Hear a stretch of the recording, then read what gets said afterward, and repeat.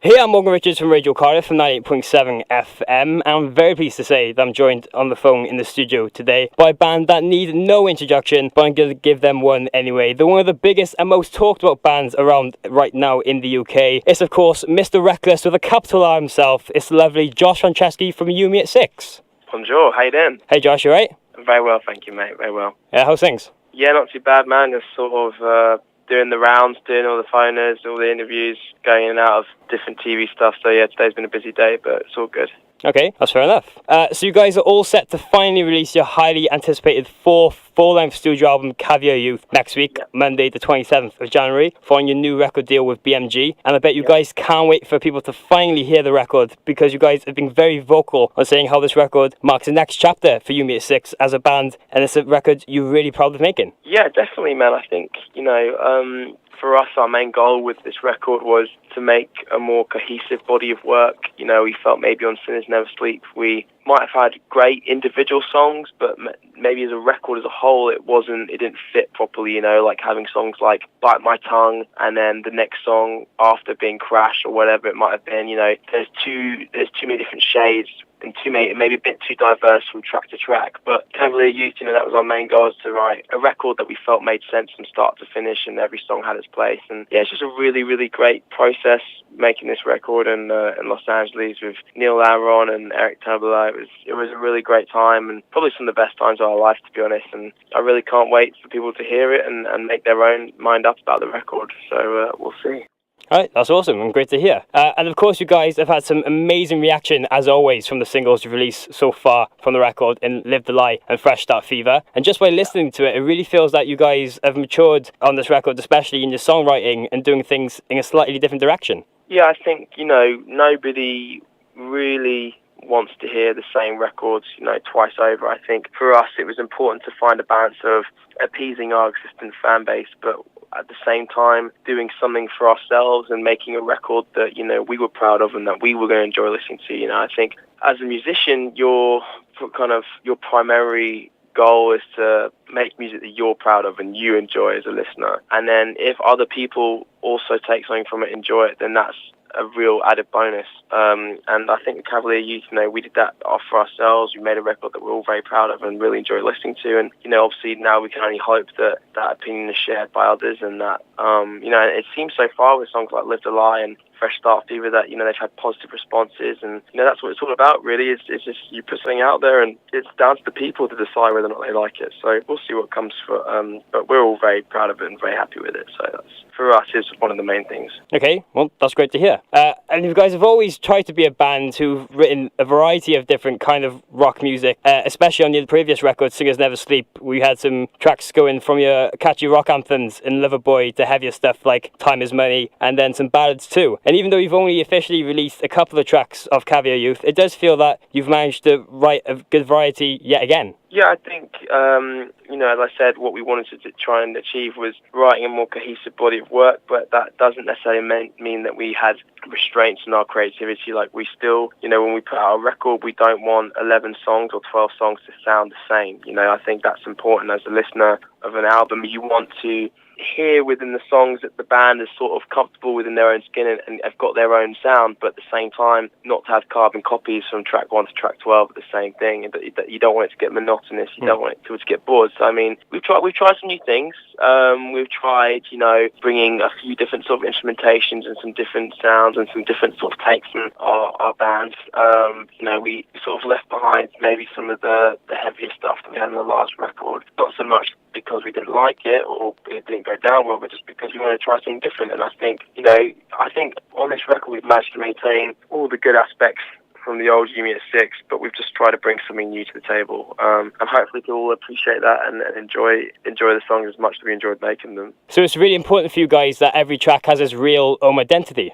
Yeah, of course, because I think that, you know, every song should be saying something different. Every song should have a different sort of impact on the listener when they hear it. You know, you don't really want a song just to be background music. You want them to be listening to it and going, oh, okay, cool, well, this is different from the last song because of this, this, and this, and lyrically, or whether it be what the guitars are doing or the way the rhythm section's moving. You know, you want to try something slightly different, and I think that's what that was something we really try to do with the Caviler Youth. Okay, and on this record, it's the first time that you guys have actually done an instrumental interlude as well. Yeah, we didn't necessarily want to. We wrote this song called "Be Who You Are." It's like it almost sounds like, you know, something that maybe John Mayer or Best Coast or something a bit more introverted would put out. And I think we didn't really feel that it needed to be a full song, so we just basically wrote a verse and a chorus and recorded it. And it was fun because, you know, again, we got out some different instrumentation. I recorded the vocals sitting down outside in the gardens. You know, so I've never done stuff like that, and it's a cool little tune. I think people will like it, and I think it's enough of a taste that people will get what we were doing with it, but then not too much that if they really don't get it, that, you know, they have to listen to too much of it, you know. So. Okay, well, that's fair enough. And now you guys headed back out to America again to record the album with producer Neil Avron, whose previous work includes the likes of Fall Out Boy and Linkin Park at his home studio in LA. What was it like working with him? Because even though he's worked with some really big artists, he's known for really motivating and trying to get the best out of everyone. Yeah, his mantra is pretty basic. It's, when I work with the bands, I want to make their best record in that moment of time. And, you know, I really believe he's done that with us. I mean, he brought an element of discipline to our band and professionalism to our recording structure we'd never really had before. But yet he still managed to maintain a sense of freedom and enjoyment within the recording process that I hadn't experienced for a long, long time. He was very, very motivating, very inspiring. He just kept on, whenever I was recording or even when I was watching other people recording, he was just constantly saying, you know, come on, it wouldn't just be like do a take, all right, do another one. It was like, you know, we talk about the take and we talk about the aspirations of that song and what we want it to be. And for me, whenever we were recording vocals, he was just like, do you think right now you're doing the band justice or these lyrics justice, or the idea of filling, you know, for example, arenas or playing headline slots at festivals all over the world? Like, do you really believe that what you're doing right now is good enough? And it was almost like a challenge, but the way he set it wasn't in a negative way. It was almost like, you know, I know you can do better, so therefore let's do it. And, you know, really, if you look at the records he's done with the bands you spoke about before, like, the records he's done have been their biggest records, you know, and when I was working with him, he was telling me about a lot of records he's turned down recently or turned down making. And actually, when you then hear those records, you see why he turned them down, because he didn't feel that band had the songs or the band was in the place to make the record. And he's a very humble and a very modest man, but he's also very, very, very sort of dedicated to his craft. He really doesn't want to put out just shit, basically. He wants to put out the very best he can put out. And so he thinks that if a band, when they, like, you know, we've already spoken about making our next record with him, and he's like, well, I'd love to, but let's wait until you've written it and then we'll decide whether or not it's the right thing. Because he's probably thinking in his head, well, you might write a load of crap songs for the next record, and I don't want to put out, I want to be only known for putting out your good records. So he's a bit of a maverick, and he's a bit of an anomaly, to be honest. He's the first person in the music industry I've met in a long time that doesn't really come with an aura of bull. You know, he's just a very, very straight dude, and yeah, he definitely had a huge impact on our band. Well, that's fair enough then. Now, Josh, I actually understand that while you were putting some finishing touches on the record in LA, you actually spent your birthday trying to rewrite and finish the track of the album in Wild Ones after Neil and the rest of the band said that if it was on Singers Never Sleep, it wouldn't have been good enough. Yeah, basically. It's actually a testament to how far we've come internally, because I think if you know, the guys came around to Neil and Sinners and been like, yeah, you should redo that, I'd basically been like, well, that's great, I'm not going to. And I'd like to think it wasn't an ego thing at all. It'd be that I would be so opposed to the idea of people hearing my lyrics or my melodies before it was done. And I think in hindsight, when you look back at that, you think it's a very sort of selfish approach to making music. You know, music isn't about just one person's vision. And I think all the great bands, they either have someone that really spearheads it, or they have a group of musicians who really kind of drive each other to be better. And I think what was clear to me at that moment in time was that the guys we'd spent a long time writing Wild Ones. It was a song that we were trying to get right because we knew what we wanted to do with it. And I didn't want to be the guy that let it down. I didn't want my vocal melody or my lyrics to let it down. So I'm glad that rather than just talking about it behind my back and us doing nothing about it, that they felt that you know, we could all sit down and you know, talk about it. And it was actually a really great thing, because it just meant that it was that so much sweeter that when it did all come together and all came to fruition, you're like, yeah, you know what, that was the right thing to do. It was the right thing to scrap what we had before. It took me, 3 or 4 different times at trying to make that song work, and it was just because we were so focused on making it the best it could possibly be. And I think I'm really proud of the way it's ended up now, and I'm glad to say that the rest of the dudes are proud of it as well. So that's really all that matters. How we got there is all just part of the journey and part of the fun of it. Yeah. Okay, well, that's great to hear. And with your last album doing so well with its release, reaching number 3 in the UK album charts and going gold with your previous 2 records, there must have been a bit of pressure for you guys to actually write the best you could actually do. Honestly, it's the first time that I felt no pressure being in this band. It was strange. We had no label, we had no management, and we just wrote what we wanted to write. And when it came to signing with BMG, there was a belief that they instilled in us that we had a good enough grasp and a good enough idea of what it was we were trying to do that they didn't need to put their head through the door. But then it was almost the fact that they gave us that freedom and gave us that support that then it really meant a lot to us, that they also felt part of this record. So we had our NR guy. He came out for a lot of the record. He came and he didn't even necessarily need to say what was bad or what he thought was going to work. There was never a conversation of would this single work at Radio blah blah. No, but those conversations weren't had. It was just like, are we writing good songs? Do we all believe in these songs? Are they good? If you are a You Me at 6 fan, do you think this is good You Me at 6 or bad You Me at 6? And I think that was something that I found from our labels, that they were all fans of our band. They all knew who we were when we signed to them. Whereas when we've been with other partnerships and other labels, it's very much we're an unknown sort of an unknown animal. They didn't really know what to do with us. They were just like, what is a rock band? When was the last time we've had a successful rock band in England, except for maybe Muse or Arctic Monkeys, and I think, and that sort of intimidated them, whereas I think BMG embraced that. So it just meant that there was no pressure to make a record for any other reason than the fact that we wanted to, and I think we didn't rush it either. We had so much time to do it. It meant that we really could dissect the songs and really fall in love with or fall out of love with the ideas that we were coming up with, and I think it's made for a better record. And so obviously, as you said, like we have 3 gold records under our belt. We already have 2 top 5 albums under our belt, and it's like, for most bands that would be good enough. That would be a good go on the roundabout as it is, and you call it a day and whatever. But for us, it's like that we feel there's still so much more for us to achieve, and I think that hopefully this record will be the record that does that. Well, time will tell, but it feels good, so that's the main thing. Okay, right, awesome. And something that you guys are regularly known for doing on your albums is getting guests to feature on it, but you haven't done this on this record. Yeah, I think it was just a conscious decision that, we wanted to make this record, predominantly about us. And I think if you involve your friends or get guests on to sing on songs, then it's great because they bring what they do so well into your music, but then it also doesn't mean that it's your sound, it's not your music,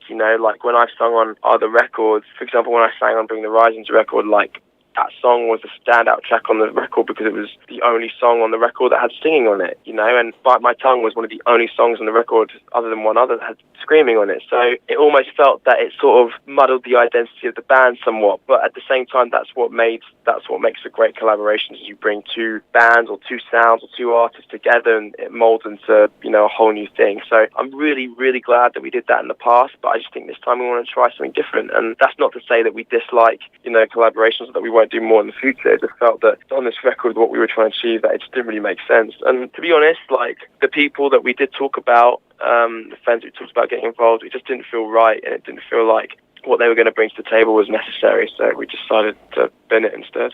Okay, so it was more of a decision to make it the best for you guys and show that this is your work kind of thing. Well, yeah, I mean, it's almost one of those things that, for example, if on this record we could have had any one of our mates that plays in a hardcore band to come and shout on some songs, but we didn't have any angry, heavy rock music for anybody to come shout on. And at the same time, we could have got any one of our friends from a female-fronted bands and got them to come and sing some sort of like love song. But again, we didn't really have that on this record, so there was no necessity to have it. So I think for us, we just didn't want to have a collaboration for the sake of having it. We only really wanted to have one if we really felt it was going to bring something important to the record, and it just never came up. So instead we didn't do it. Okay, that's fair enough. And now you guys will be heading out across the UK in March and April for a UK headline tour to to support the album. It'll be your first headline shows in the UK since the legendary Fine Night of Sin gig in Wembley. Yeah, it's been a long time, and we're all really looking forward to it. You know, I think